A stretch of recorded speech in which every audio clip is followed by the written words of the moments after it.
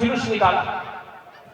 वहीं से थोड़ी देर बाद उस जुलूस से होते हुए एक नागा बाबा आया नंगे, वो धर्म के आड़ में महिलाएं लोग उसको पैर छूकर प्रणाम करने लगी।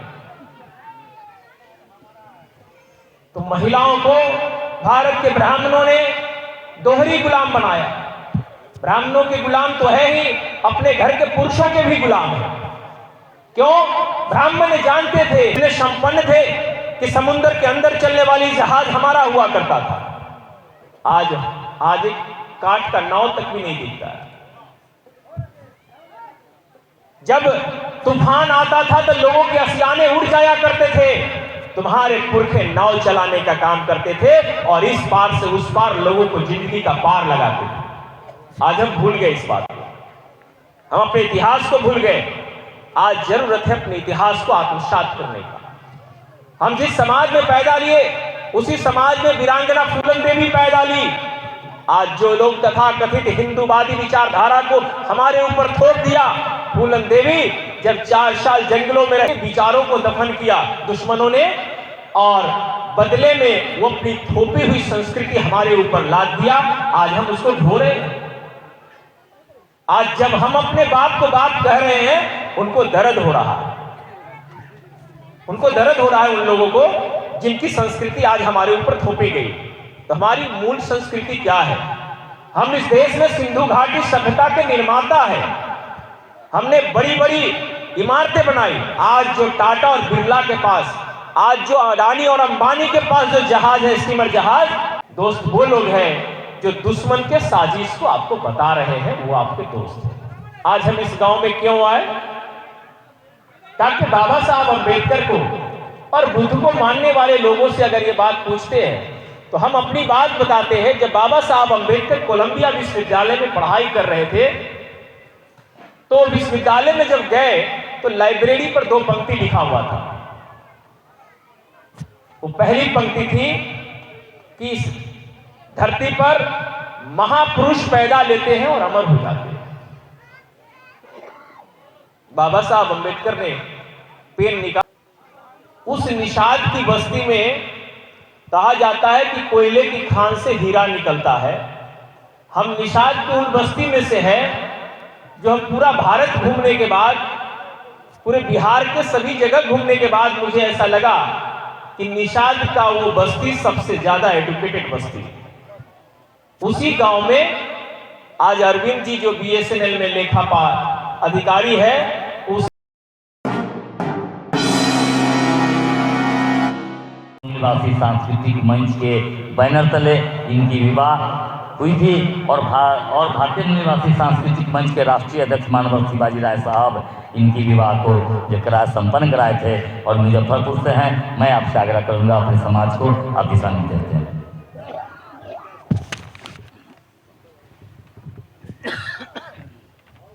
आज यहाँ पे उपस्थित दिवंगत जिमदार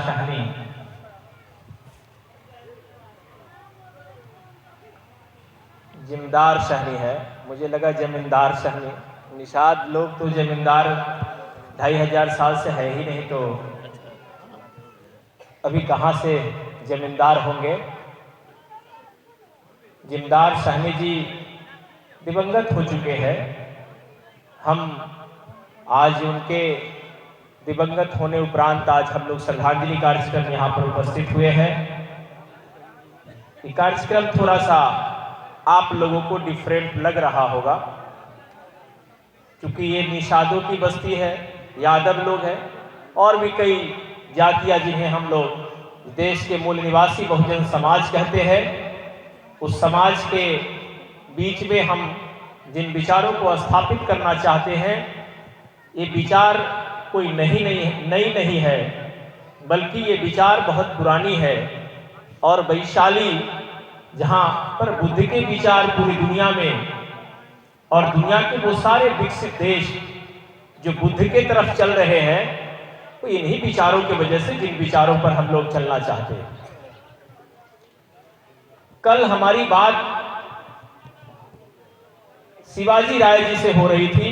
वो BSNL में अधिकारी थे, वो रिटायर करने के बाद बड़े लंबे समय तक हम लोग आंदोलन में एक साथ रहे भी हैं। आज भी है। उन्होंने कहा कि एक गांव है भगवानपुर किरतपुर, निषादों की एक बस्ती है, उस बस्ती में आप थोड़ा समय निकाल के आ जाते तो अच्छा होता।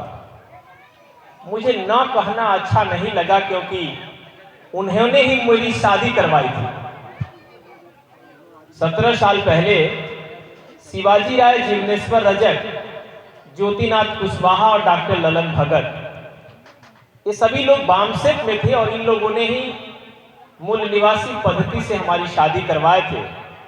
तो मैंने कहा हम 1 घंटा से ज्यादा समय नहीं निकाल सकते, क्योंकि मेरा जो घर पड़ता है वो छाजन में पड़ता है, और छाजन विष्णुपुर निषादों की एक बस्ती है, जहां एक घर कुर्मी जाति का है, 4-5 घर आगे में रविदास जी लोग हैं, और 2-4-5 घर पासवान लोग हैं, बाद बाकी यादव लोगों का टोला है। टोटली निषाद लोगों की बस्ती। उस निषाद की बस्ती में कहा जाता है कि कोयले की खान से हीरा निकलता है। हम निषाद की उन बस्ती में से है जो हम पूरा भारत घूमने के बाद, पूरे बिहार के सभी जगह घूमने के बाद मुझे ऐसा लगा कि निषाद का वो बस्ती सबसे ज्यादा एडुकेटेड बस्ती।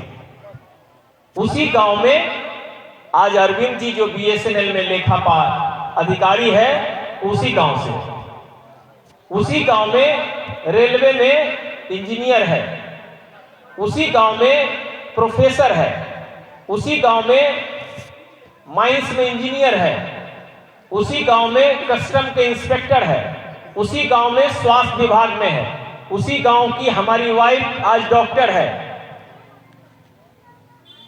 उसी गांव में कई टीचर हैं, और अभी उसी गांव में BPSC कंप्लीट किए 46वां रैंक जो लाया अभिषेक गोविंदा, वो आज SDM है। ये एक छोटा सा हम विष्णुपुर गांव की बात कर रहे हैं।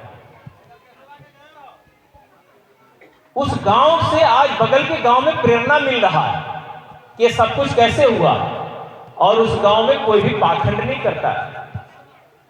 क्योंकि आज से 17 साल पहले जो आज आप इस गांव में कर रहे हैं, उस गांव में हम लोग कर रहे थे, तो लोग तरह तरह की बातें करते थे, मुंह पर नहीं करते थे, पीठ पीछे करते थे। हम उनके किसी बातों को जवाब नहीं दिए, बल्कि उन्हें बस एक ही बात कहा कि एक गांव में विशाल हाथी आ गया, और उस विशाल हाथी को देखकर 4 अंधे आदमी ने अलग अलग ओपिनियन देना शुरू किया। एक अंधा आदमी दूसरे अंधा आदमी से पूछा कि भाई साहब आप हाथी देखे हैं? बोले देखते तो आंख से दिखाई तो देता नहीं है, तो क्या आप छूकर महसूस किए हैं? तो बोला हाँ। तो हाथी कैसा होता है? तो उन्होंने कहा हमने तो पूंछ पकड़ा तो हाथी रसरी जैसा लगा। दूसरा आदमी से पूछा हाथी कैसा होता है? तो कहा हाथी तो खंभा के जैसा, बड़ा मोटा खंभा के जैसा था। तीसरा आदमी जो कान छूकर देखा हाथी को, बोला हाथी कैसा है? तो बोला हाथी तो सूप के जैसा लग रहा था। चौथा आदमी जो पेट छू के देखा, वो कहा हाथी कैसा है? बोला हाथी दीवार के जैसा है। हाथी वहां से चला गया। चारों लोग आपस में लड़ रहे थे कि हाथी कैसा है, कैसा है, कैसा है। वो चारों लोग सही बोल रहे थे, लेकिन चारों लोग अलग अलग तरीके से उसका ओपिनियन छू कर दिया, उसके हिसाब से देख रहे थे। मगर आप लोग तो जानते हैं कि हाथी कैसा होता है। एक बार एक हाथी, विशाल हाथी जब गांव में आता है, तो हाथी को देखकर 2-4 कुत्ते भौंकने लगते हैं। जब वो 2-4 कुत्ते हाथी को देखकर भौंकते हैं, तो फिर आगे में चलकर वो जोर जोर से भौंकते हैं, तो 2-4 कुत्ते को और बुला लेता है। फिर हाथी आगे बढ़ता है, वो 2-4 कुत्ते और 2-4 कुत्ते को बुला लेता है। वैज्ञानिकों ने रिसर्च किया कि ये गांव में जो हाथी आ गया है, ये कुत्ते लोग क्यों भौंक रहे हैं। तो वैज्ञानिकों ने रिसर्च करके बताया कि हाथी बहुत विशाल जानवर है, और इसको देखकर छोटे छोटे कुत्ते इसलिए भौंक रहे हैं कि हाथी जरा गर्दन ऐसे करके देखे कि हम भी कुछ है। मगर हाथी पीछे गर्दन मोड़कर देखने वाला नहीं था। तो डफर राइटर ने लिखा, और वो कहावत आप लोगों को बखूबी पता है कि हाथी चले बाजार और कुत्ता भौंके हजार। आज से 17 साल पहले जब इस विचारधारा की परवाह हम लोग कर रहे थे, तो गांव के सबसे ज्यादा मजबूत पढ़े लिखे लोग थे, गांव के कमजोर लोग सवाल नहीं खड़ा कर पाए। अगर यही विचार अगर किसी गांव के कमजोर लोगों के पास जाएगा, तो पढ़ा लिखा मजबूत और धनाढ्य आदमी कहेगा, अबे चुप, चला है हमको समझाने, बाल मुराने से और क्या करने से नहीं होता है। अलग अलग तरीके से अलग अलग ओपिनियन लोग देना शुरू कर देंगे। मगर सच्चाई ये है कि अगर हम बुद्ध को मानते हैं, बुद्ध के विचारों को अगर मानते हैं, तो बुद्ध ने तो एक ही पंक्ति में सारी बातें कह दी कि जो लोग इस धरती पर जन्म लिए हैं उसका एक ही चीज है, मौत सत्य है। फिर बुद्ध से बड़ा विद्वान कौन लोग पैदा हुआ कि मरने के बाद स्वर्ग और नरक की लालसा दिखाकर आपसे हजारों साल से आपका शोषण और दोहन कर रहा है। अगर इन बातों को अगर आप रिसर्च करके निकालेंगे, तो आपका अपना दुश्मन आपकी आंख के सामने दिखाई देगा। जो लोग हजारों साल से स्वर्ग और नरक के जैसे शब्दों का प्रयोग करके दिलासा दिलाकर आपके साथ आर्थिक शोषण करते आ रहे हैं, वो आपका दुश्मन है। तो दोस्त कौन है? दोस्त वो लोग हैं जो दुश्मन के साजिश को आपको बता रहे हैं, वो आपके दोस्त हैं। आज हम इस गांव में क्यों आए? ताकि बाबा साहब अम्बेडकर को और बुद्ध को मानने वाले लोगों से अगर ये बात पूछते हैं, तो हम अपनी बात बताते हैं। जब बाबा साहब अम्बेडकर कोलंबिया विश्वविद्यालय में पढ़ाई कर रहे थे, तो विश्वविद्यालय में जब गए तो लाइब्रेरी पर 2 पंक्ति लिखा हुआ था। वो पहली पंक्ति थी कि इस धरती पर महापुरुष पैदा लेते हैं और अमर हो जाते हैं। बाबा साहब अम्बेडकर ने पेन निकाला अपने पॉकेट से और ब्लैक पेन से उसको कटिंग कर दिया। सारे कोलंबिया विश्वविद्यालय में जो प्रशासन के लोग थे उनको हरकम मच गया कि इंडियन अम्बेडकर। लाइब्रेरी के ऊपर लिखी पंक्ति को अंग्रेजी में लिखा था, हम हिंदी में आपको समझा रहे हैं, तो पंक्ति को काट दिया। तो वहां के प्रशासन ने लेटर दे दिया डॉक्टर अम्बेडकर को और कहा कि आप ये कल स्पष्टीकरण दीजिए कि आपने इस पर पेन क्यों चलाया। अगले दिन ऑडिटोरियम में बड़ी संख्या में 5000 लोग इकट्ठा हुए डॉक्टर अम्बेडकर की इस बात को सुनने के लिए कि अम्बेडकर जवाब क्या देता। तो उन्होंने कहा कि धरती पर आदमी जो जन्म लेते हैं और मर जाते हैं, ये बातें सत्य है, मगर आपने लिखा कि धरती पर इतिहास पुरुष पैदा लेते और अमर हो जाते हैं, ये गलत है। कहा सच क्या होगा? तो कहा इतिहास पुरुष आदमी जन्म लेते और मरते, ये सत्य है, मगर कोई इतिहास पुरुष जन्म लेते हैं और वो अमर हो जाते हैं, ये बातें गलत है। बल्कि इतिहास पुरुष अगर कोई जन्म लेता है तो वो भी मरता है जब उसके इतिहास को मिटा दिया जाता है। तो आज हम मरे लोग क्यों हैं? आज जाति व्यवस्था हमारे ऊपर थोपी क्यों गई? क्योंकि जो हमारा गौरवशाली इतिहास था, उस इतिहास को हम भूल गए। वो था बुद्ध का विचार। बाबा साहब ने बाद में आत्मसात किया। गोरखपुर निषादों की बड़ी बस्ती है, वहां पर 8 महीना हमने रहा, जहां पर आज आरएसएस के लोग हेडक्वार्टर बना के रखे हैं। वहां मच्छंदर नाथ निषाद थे, नाथ संप्रदाय के लोग निषाद लोग थे वहां, और उन्होंने सारे बौद्धिस्ट थे। आज उनकी मूर्ति रखा हुआ है अंदर में। जब गोरखपुर में आप जाएंगे तो गोरखधाम में मंदिर जाएंगे तो देखेंगे। तो भारत में जितने भी बड़ी मंदिर आपको दिखाई दे रहा है, जितने भी बड़ी मंदिर है, उस मंदिर, वो जो मंदिर है वो बुद्ध की विरासत है। आप एक लाइन में लिख लीजिए, बुद्ध की विरासत है। सबसे पहले बुद्ध के विचारों को दफन किया दुश्मनों ने, और बदले में वो अपनी थोपी हुई संस्कृति हमारे ऊपर लाद दिया। आज हम उसको ढो रहे हैं। आज जब हम अपने बाप को बाप कह रहे हैं, उनको दर्द हो रहा है, उनको दर्द हो रहा है उन लोगों को जिनकी संस्कृति आज हमारे ऊपर थोपी गई। तो हमारी मूल संस्कृति क्या है? हम इस देश में सिंधु घाटी सभ्यता के निर्माता है। हमने बड़ी बड़ी इमारतें बनाई। आज जो टाटा और बिरला के पास, आज जो अडानी और अंबानी के पास जो जहाज है, स्टीमर जहाज, कल तक तो निषाद वंश के लोगों के पास थे। समुद्र के अंदर चलने वाली जहाज का निर्माण निषाद वंश के लोग थे। निषाद भी एक संस्कृति थी जिसका साक्ष्य आज श्रृंगेरपुर में चले जाइए, इलाहाबाद में पड़ता है। श्रृंगेरपुर में 3000 किलोमीटर लंबी और 300 किलोमीटर चौड़ी वहां पर बड़ी खनन विभाग ने इमारतें निकाला है। सरकार 350 करोड़ रुपए उसके जीर्णोद्धार के लिए देने जा रहा है। ये हमारी गौरवशाली इतिहास। सारे लोग बौद्धिस्ट थे, सारे लोग बुद्ध के विचार को मानने वाले नहीं। तब हम कितने धनी थे, कितने संपन्न थे कि समुद्र के अंदर चलने वाली जहाज हमारा हुआ करता था। आज एक काठ का नाव तक भी नहीं दिखता है। जब तूफान आता था तो लोगों के असियाने उड़ जाया करते थे। तुम्हारे पुरखे नाव चलाने का काम करते थे और इस पार से उस पार लोगों को जिंदगी का पार लगाते थे। आज हम भूल गए इस बात को, हम अपने इतिहास को भूल गए। आज जरूरत है अपने इतिहास को आत्मसात करने का। हम जिस समाज में पैदा लिए उसी समाज में वीरांगना फूलन देवी पैदा ली। आज जो लोग तथाकथित हिंदूवादी विचारधारा को हमारे ऊपर थोप दिया, फूलन देवी जब 4 साल जंगलों में रही, 11 साल जेल में रही, तो उन्होंने कहा कि जिस धर्म में मैं पैदा ली हूं उसी धर्म के लोगों ने मेरे साथ कुकर्म और घिनौना काम किया। हम उसको जरूर बंदूकें उठाकर उससे बदला लिए, लेकिन जिस धर्म में मैं पैदा ली हूं उस धर्म में मैं मरूंगी नहीं। और उन्हें त्याग दिया और बुद्ध धर्म को अपना लिया। फूलन देवी बुद्ध को अपनाने से पहले कहा कि हम केवल धर्म परिवर्तन कर लेंगे, धर्म परिवर्तन कर लेंगे, लेकिन अगर विचार परिवर्तन नहीं करेंगे तो हम बड़ी कामयाबी हासिल नहीं कर सकते।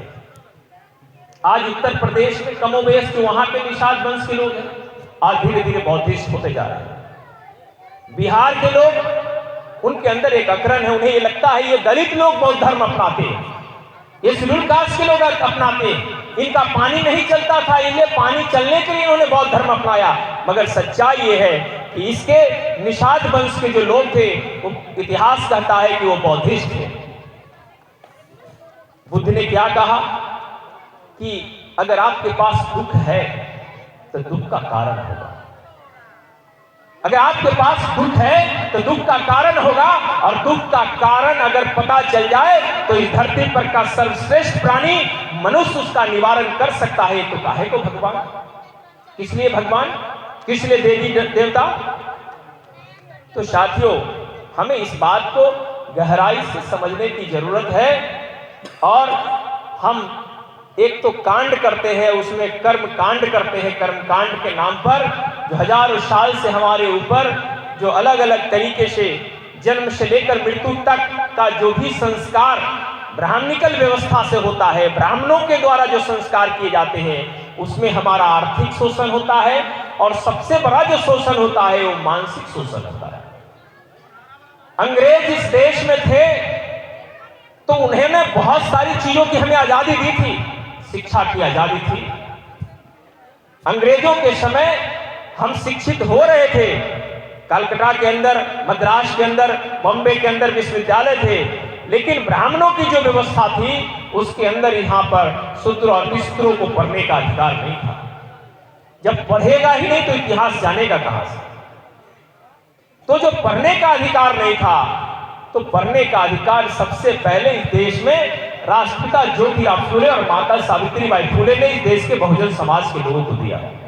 हम उन्हें नहीं जानते। हमारे बच्चे आज सरस्वती की पूजा कर रहे हैं, ये उनकी अज्ञानता है।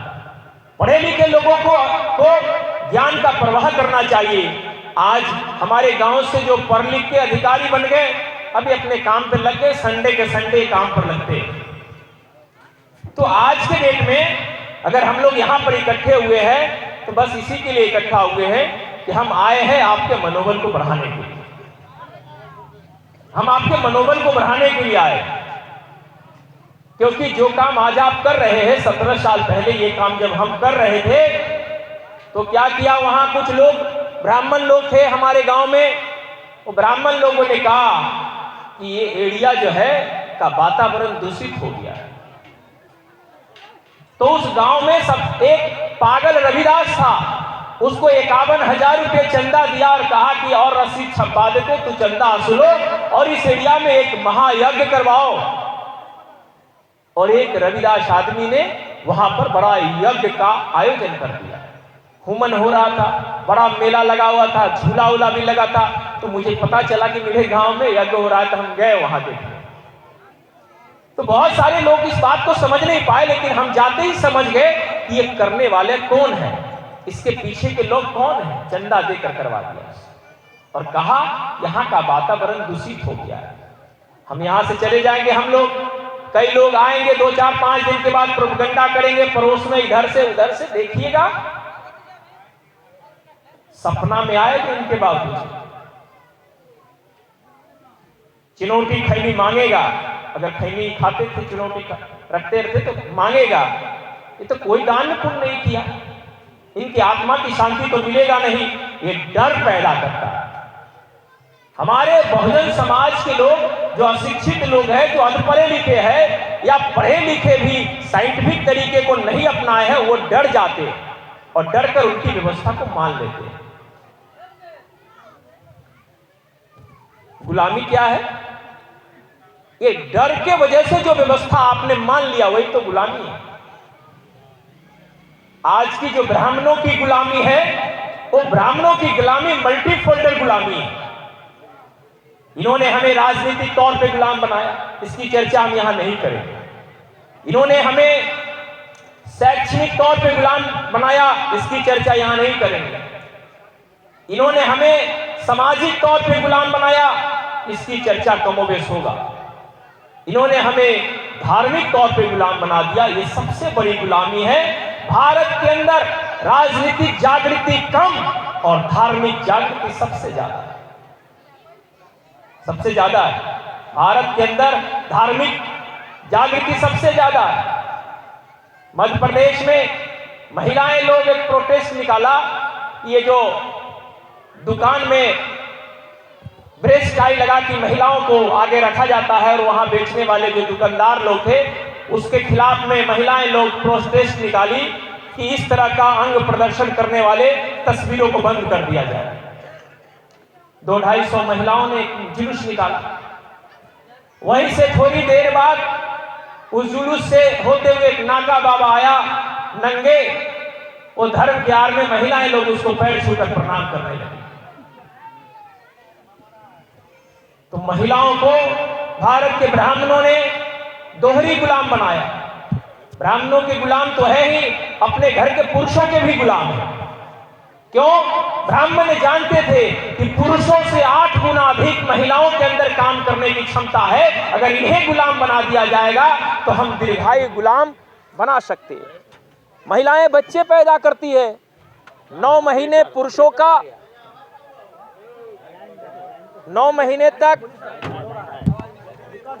आप एक आदमी बैठिए, हेलो, जब तक कार्यक्रम हो रहा है 9 महीने तक देश के शासक वर्ग कौन है? देश के ब्राह्मण शासक वर्ग। ब्राह्मण हजारों साल से हम लोगों को हजारों जाति के टुकड़ों में बांटकर अलग अलग जातियों के अंदर अलग अलग महत्वाकांक्षा, अलग अलग उनके अंदर गर्व करने की क्षमता डेवलप कर दी और गुलाम बना के रखा। ये गुलाम लोगों को अगर गुलामी में ही अगर वो खुश है तो उसकी समस्या का समाधान कोई नहीं कर सकता है। तो सबसे बड़ी जो हमारी गुलामी है वो धार्मिक गुलामी है। धर्म के आधार पे हम मान लेते हैं कि चलो हिंदू रीति रिवाज के हिसाब से ब्राह्मण आएगा, पिंडदान करेगा, हमारी समस्या का समाधान हो गया, हो जाएगा। होना होता तो 2500 साल में नहीं हो गया होता। मेरी मां मर गई तो मेरी घर में जो महिलाएं थी उसको 1-1.25 महीने बाद ब्राह्मण लोग आया, पड़ोस में बैठा और कहा देखिएगा आप लोग का घर वन सब उजड़ जाएगा। वो डर गई, वो हमसे पूछी, कुछ दान पुण्य चुप्पे हम कर दिए पंडित जी को, कुछ कपड़ा उपड़ा सीधा उधा जो था, कुछ करने की जरूरत नहीं है। आज उसी गांव में हमारे बच्चे सबसे अच्छे विद्यालय में पढ़ रहे हैं, शहर के सबसे अच्छे विद्यालय में पढ़ रहे हैं। मैंने उनकी व्यवस्था, उनकी गुलामी को लात मार दिया। हम जब तक उसको ढोते रहेंगे हमारे ऊपर गुलामी बरकरार है। और हम ये ढोना कब छोड़ेंगे? जब हम उसकी व्यवस्था को जान जाए। जानेंगे कब? जब पढ़े लिखे लोग, समझदार लोग अपने समाज और सोसाइटी में भी बैठकर जागृति का काम करेंगे, तब जाके हमारा समाज जागृत होगा। ये बहुत बड़ा काम है, बहुत टफ काम है।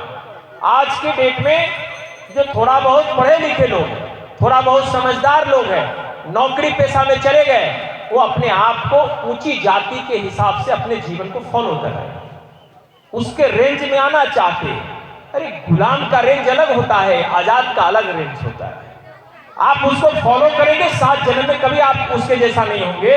बल्कि उन पढ़े लिखे लोगों को समाज में जाकर बैठना चाहिए जिस समाज से वो निकल कर आए हैं। मैं अपने गांव में आज भी जाता हूं, पलथी मार के लोगों के साथ बैठता हूं, बातें करता हूं। इससे क्या होगा? माइंड वॉश हो जाता है, उसका डर खत्म हो जाता है। अब मैं नहीं जाता हूं, काम फिर भी हमारा हो रहा है, तो इसको कहते हैं social networking. Social networking, social networking हमें खड़ा करना होगा। नेटवर्किंग का जाल खड़ा करना होगा। नेटवर्किंग मल्टी डायरेक्शन में करना होगा। धार्मिक जागृति अलग, सामाजिक जागृति अलग, राजनीतिक जागृति अलग, और इस सबसे बड़ी जो गुलामी है वो मानसिक गुलामी है। मानसिक गुलामी का मतलब आपको हम एक लाइन में समझाना चाहते हैं। मानसिक गुलामी का मतलब होता है कि अगर हाथी का बच्चा अगर अभी जन्म ले ले और जन्म लेने के साथ उसके गले में लोहे की जंजीर पहरा दीजिए और छोड़ दीजिए, जैसे हाथी का बच्चा बड़ा और विशाल हो जाएगा तो गले में लोहे की जंजीर उसको जकड़ लेगा। खूब बड़ा और विशाल काय हो जाए और जकड़ लेगा, और बड़ा और विशाल काय हो जाएगा तो और जकड़ लेगा। अब उस हाथी को पकड़ के बांधना हो तो कुछ मत कीजिए, गले में जो लोहे की जंजीर लगी हुई है उसको काट कर हटा दीजिए, उसके जगह पर रस्सी बांध कर खूंटे में ठोक दीजिए। उसकी मजाल नहीं कि तोड़ कर भागेगा। क्यों नहीं भागता? उसको पता है कि मेरे गले में जो बंधी हुई है वो लोहे की जंजीर है जिसको हम तोड़ नहीं सकते। दिमागी तौर पर गुलाम हो गया कि गले में बंधी हुई जो रस्सी है वो लोहे की जंजीर है जिसको तोड़ नहीं सकते। तो ऐसे विशाल हाथियों के बीच में, अपने समाज और सोसाइटी के बीच में हम लोग जाते हैं और कहते हैं कि तेरे गले में जो बंधी हुई है ना, ये लोहे की जंजीर नहीं है, रस्सी है। इससे ज्यादा तुम्हारे पास अपार शक्ति है। मार एक झटके और तोड़ दो। जब तोड़ दोगे तो आजाद हो जाओगे। आज हम धन्यवाद देना चाहते हैं दिवंगत जिंदाल सैनी और उनके स्वागतकर्ता भीमन सैनी, राजू सैनी और मुकेश सैनी जैसे लोगों ने ब्राह्मणों की व्यवस्था को एक झटके में तोड़कर आज से आजाद हो गई। ये धन्यवाद के पात्र है इस गांव में, इस गांव के लिए धन्यवाद के पात्र है जिन्होंने आज इसके अवसर पे इतना बड़ा आयोजन करके सामाजिक जागृति का कार्यक्रम चला रहे हैं। सामाजिक जागृति का कार्यक्रम अपने आप में एक महान कार्यक्रम है और इस महान कार्यक्रम को आप कर रहे हैं। लोग आपके पीठ पीछे क्या कहते हैं इससे फर्क नहीं पड़ना चाहिए। लोग क्या कह रहे हैं इससे फर्क नहीं चलना चाहिए, बल्कि पढ़े लिखे बुद्धिजीवी होने का मतलब यह होता है कि वो किसी काम को करे तो वहां विटो पावर लगा दे कि ये सही है तो सही, और सही क्या है और गलत क्या है। आपका जो दिमाग सही करता है वो सही है और आपका जो दिमाग जिस बात को गलत करता है वो गलत है। बुद्धि के हिसाब से हम कह रहे हैं। तर्क और तथ्य के आधार पर जो सत्य है उसको मानिए, तर्क और तथ्य के आधार पर जो सत्य नहीं है उसको नहीं मानिए। बुद्ध ने क्या कहा? काल संगत और काल बाहे। समय के अनुसार जो आत्मसात करना चाहिए उसको साथ ले लीजिए और समय के अनुसार छोड़ देना चाहिए उसको त्याग कर दीजिए। ये तो बुद्धि का सिद्धांत है। इसी राह पर तो बाबा साहब अम्बेडकर चले और इसी राह पर तो हम लोग भी इस जागृति का कार्यक्रम को चला रहे हैं। इसलिए साथियों, आपको बस हम यही कहना चाहते हैं कि लोग क्या कह रहा है इससे कोई मतलब नहीं होना चाहिए। अंतिम बात हम कहकर इस बात को, आज के इस कार्यक्रम को हम अपनी विदा लेना चाहते हैं कि एक बार जंगलों में आग लग गई, एक बार जंगल में आग लग गई तो जंगल के भालू, शेर, चीता, बाघ भागने लगा, क्योंकि आग की लपट इतना तेज थी कि उसमें कोई भी जानवर पड़ता तो जल के भस्म हो जाता। लोग भागने लगे, जानवर भागने लगे, हाथी भागने लगे, शेर भागने लगे, चीता भागने लगा। उसी जंगल में एक पक्षी, आग की लपट इतनी तेज थी कि पक्षी ने सोचा कि क्यों नहीं तालाब से एक चोंच में पानी लेकर इस आग को बुझाया जाए। तो उस दूसरी पक्षी उसको रोका, रुक, तुम्हारे इस तरह से आग बुझाने से कुछ होने वाला है क्या? ये इतनी आग की लपट इतनी तेज है कि तुम्हारे चोंच में पानी ले आकर आग बुझाने से क्या ये आग बुझने वाला है? कतई नहीं बुझेगा। तो पक्षी ने जवाब दिया कि मैं चोंच में पानी लेकर आग बुझाने का प्रयास कर रहा हूं, मुझे पता है कि ये आग नहीं बुझेगा, लेकिन जब इतिहास लिखा जाएगा कि जंगलों में आग लगी तो सारे शेर, चीता, भालू भागने लगे और हम चोंच में पानी लेकर आग को बुझाने लगे। जब इतिहास लिखी जाएगी तो भागने वालों की सूची में मेरा नाम नहीं, बल्कि आग बुझाने वालों की सूची में हमारा नाम है। आज यहाँ पर जो लोग इकट्ठा हुए और इस कार्यक्रम को सफल बनाने में जिन लोगों का योगदान है, वो लोग आग बुझाने वाले, ब्राह्मणिकल विचारधारा को दफन करने वाले लोगों के साथ आप हो रहे हैं। निश्चित तौर पे आने वाले समय में ये समाज को हम शासक बना सकते हैं, और शासक बनाने के लिए हम लोग रात दिन यत्न कर रहे हैं, प्रयास कर रहे हैं। और ये प्रयास आने वाला जल्द ही 2 सालों के अंदर बिहार में सामाजिक, राजनीतिक, शैक्षणिक इतनी बड़ी परिवर्तन आपको दिखाई देगा कि आप अंदाजा नहीं लगा सकते हैं। बिहार के सभी जिला में हमने फुल टाइमर नियुक्त करके काम पर लगाया है लोगों को, क्योंकि नौकरी वाले के पास तो समय नहीं है ना। वो तो आज सुबह 10 बजे जाते तो रात के 5-7 बजे छुट्टी मिलता है, घर जाते थक जाते, काम नहीं कर पाते समाज को। तो हमने समाज को इसी काम को करने वाले लोग तैयार कर दिया, और आज 18 राज्यों में ये काम इतनी तेजी के साथ चल रहा है। उस आंदोलन का केंद्र बिंदु हम लोग बिहार को बनाने जा रहे हैं। हम उन सभी लोगों का शुक्रगुजार हैं जो इस विचारधारा को कमोबेश अपने जिंदगी में आत्मसात कर रहे हैं। नहीं कर रहे हैं तो ये हम अपनी कमी मानते हैं कि हम वहां तक पहुंच नहीं पाए हैं। हमारा पहुंचने तक का देर है, और जब हम वहां जाएंगे तो हमारे विचार को हमारे लोग स्वीकारेंगे। इतना ही कहकर अपनी बात को समाप्त करते हुए आप सभी लोगों को आभार और धन्यवाद करते हैं। और आप लोग भी यहाँ आए हैं तो कमोबेश प्रण लीजिए कि इस परंपरा को आगे बढ़ाएं। कुछ कर नहीं सकते हैं कि जो काम हो रहा है उस परंपरा को जब आप आगे बढ़ाएंगे तो बड़ा काम हो जाएगा। कैसे बड़ा काम हो जाएगा? जैसे हाजीपुर से अगर कोई ट्रेन खुलकर दिल्ली जाने वाली है और उसकी इंजन लगी हुई है, और इंजन में अगर 1, 2, 3, 4 बोगियां लग गई, तो अगर इंजन तय कर लिया कि अगर इस ट्रेन को दिल्ली पहुंचाना है तो जो बोगी उससे जुड़ जाएगा वो दिल्ली जाएगा ही नहीं जाएगा। तो ये हमारी सभा में जो लोग आ जाएंगे वो बौद्धिस्ट है भी नहीं, अंबेडकर, फूले, शाहू, पेरियार को मानते हैं या नहीं मानते हैं, मगर यहां आएंगे, सुनेंगे, सुनने से उसकी मानसिकता बदलेगी। आने वाले समय में उनका मन और मस्तिष्क हमारे विचारों को तर्क करने के लिए जैसे ही सोचेगा, हमारे विचारधारा ऊपर हो जाएगा। इसलिए साथियों, ये और खासकर आप निषाद वंश के लोग हैं, आपको कहने की जरूरत नहीं है। मरी हुई मछलियां बहाव की दिशा में बह जाती है, जिंदा मछली बहाव के विपरीत दिशा में चलती है। अगर आप जिंदा है, जिंदा का मतलब केवल सांस चलना, इसी को जिंदा नहीं बोलते। जिंदा का मतलब कि सामाजिक सूझबूझ है, आपको दोस्त और दुश्मन की पहचान है। जिंदा का मतलब ये होता है।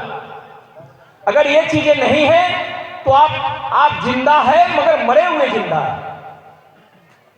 तो जिंदा मछली बहाव की दिशा में नहीं बहती, बहाव के विपरीत दिशा में बहती है। आज हवाओं के दिशाओं के और विपरीत दिशा में जो आज ये काम हो रहा है, हमें उन मछली से प्रेरणा लेने की जरूरत है। हमें विपरीत दिशा में चल रहे हैं, इसी में हमारा लक्ष्य है, इसी में हमारा भविष्य है। तो मरी हुई मछलियां बहाव की दिशा में बह जाती है, जिंदा मछली बहाव की विपरीत दिशा में बहती है। विपरीत दिशा में चलकर समाज को एक सही और गलत का आकलन कराने वाले, समाज को अपने महापुरुषों के विचारों को आत्मसात कराने वाले लोग को ऑलवेज हम लोग धन्यवाद देते हैं। आज का ये परिवार के लोग ये धन्यवाद के पात्र हैं, या जिन लोगों ने इन्हें प्रेरित करके ये काम करने के लिए तैयार किया वो लोग ज्यादा धन्यवाद के पात्र हैं, जिन्होंने माहौल को क्रिएट करने का, ये कार्यक्रम को सफल बनाने का सफल आयोजन किया है। निश्चित तौर पे आने वाले समय में हम एक बड़ा इतिहास लिखेंगे, और इतिहास लिखने के लिए जो खासकर पिछड़ी जाति के लोग हैं और पिछड़ी जाति के लोग बुद्ध के विरासत को अगर जिस दिन आत्मसात कर लेंगे, इस देश से ब्राह्मणों की व्यवस्था और ब्राह्मणों की विचारधारा इस तरह समाप्त हो जाएगी कि आप देखते रह जाएंगे, उनकी व्यवस्था समाप्त हो जाएगी। इसलिए ब्राह्मणों की व्यवस्था को समाप्त करने के लिए आप अपना जीवन, तन, मन, धन, हुनर, कुशल, स्किल, रुपया, पैसा सब कुछ आप लगाएंगे। यही आशा और विश्वास के साथ हम अपनी बात को समाप्त करते हैं। आप सभी लोगों को आभार, धन्यवाद। जय मूल्यवासी। बहुत बहुत आभार उमा शंकर बाबू, आपने वीडियो को लाइक करें, कमेंट्स करें, शेयर करें और चैनल को सब्सक्राइब करें। धन्यवाद।